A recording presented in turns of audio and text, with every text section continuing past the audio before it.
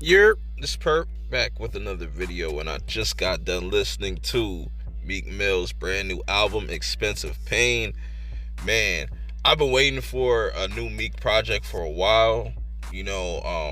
All those snippets he's been posting on Instagram and shit and whatnot, it's got me excited. Does it live up to the hype? Is this better than Champions? Because I will tell you this, I feel like just off of first listen, this is better than Donda and Certified Lover Boy. That's just my hot take. I don't know how y'all feel about it, but just off of first listen, I enjoyed this more than those two projects, in my opinion.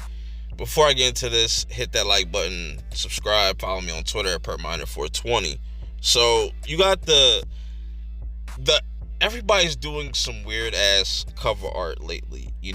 This is definitely weird, but I feel like it's more reasonable. A little bit more effort was put into this compared to those other two projects, Certified Lover Boy and Donda. But anyways, we got 17 tracks. Interesting number. The intro, very strong. Hate on Me Now. That's the one snippet I've always been hearing for like months, and I'm glad that he finally dropped the full track. And I like how he continuously is dropping dope ass intros. He's undefeated when it comes to intros. Then it goes into track number 2, Outside.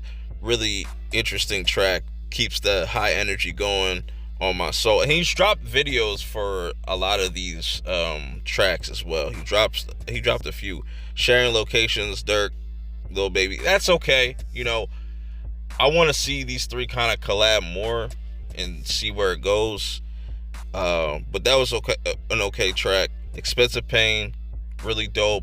The self that's what the album's called. Pretty much explaining what the album's about. Just keeping up that high energy. Then we get into number 6 with Ride For You with Kalani.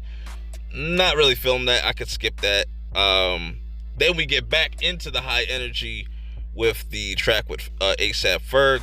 Haven't heard him in a minute. It's dope to hear him over this track. This is definitely like a radio hit. And talking about track number 6 real quick with Kalani, I definitely think that could possibly be a radio hit. It's just wasn't really feeling that. I feel like he could have left that off, and it would have kind of flowed better. Just my opinion, because then you go back into track number 8 is Hot featuring Moneybagg Yo. And Moneybagg Yo gives a solid verse, but it just keeps up that very high energy. Then you got Love Train. Meek is using auto-tune a lot more in this compared to other projects, because he usually doesn't use it as much, but it's definitely heavy on this. Not like every track is on like he's using the auto-tune, but there's a few more tracks than other projects. That's all I'm saying. Anyways, then you got this track with Gigs, which was really dope. I like that. The way he's kind of playing around with different flows. He's playing around with a lot of different flows, a lot of familiar flows. Some people could say some of it sounds repetitive, and I can understand, but it's what he's talking about. He's not really talking about anything really deep, I would say. It's more a vibe. This album is definitely more of a vibe. You could definitely get some subject matter out of it, but it's Meek. What you expect? So then we get into the later half of the album. Towards the end, you get Young Thug, We Slide. It's more of that like kind of melodic type of rap. Tweaking, Vori. Y'all know how I feel about Vori. Not a huge fan, but I like that when you use him in small doses, it's okay. He was okay on this track. This track was dope. I like the production. And then Love Money, Blue Notes, 2 really solid tracks. And you got the Angels RIP, that Lil Snoop and Nipsey tribute, really solid track as well. I thought that was cool. Then we get another sequel track, Cold Hearted 3. You know, this started back with Dreams Worth More Than Money.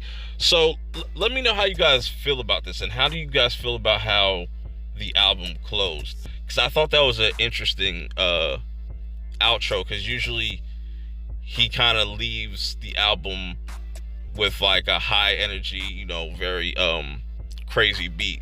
So it's definitely a switch up. I feel like a deluxe is coming like next week or something like that, so we might be getting more tracks. I want to hear a Tony Story Part 4. If y'all have never heard his Tony Story like whole series, go check that out. Those are some of Meek's best tracks he's ever put out. I want to know, how do y'all feel about this album overall? Where does this land compared to all his other projects? Where does this land? Like, is this mixtape Meek, or is this more of his albums? Like, where does this rank amongst his albums? Like, is it really high? Is it like in the middle? Or do you think this is his worst project? Let me know your feelings and thoughts in the comments below. Till next time, I will see y'all in the next video. Peace.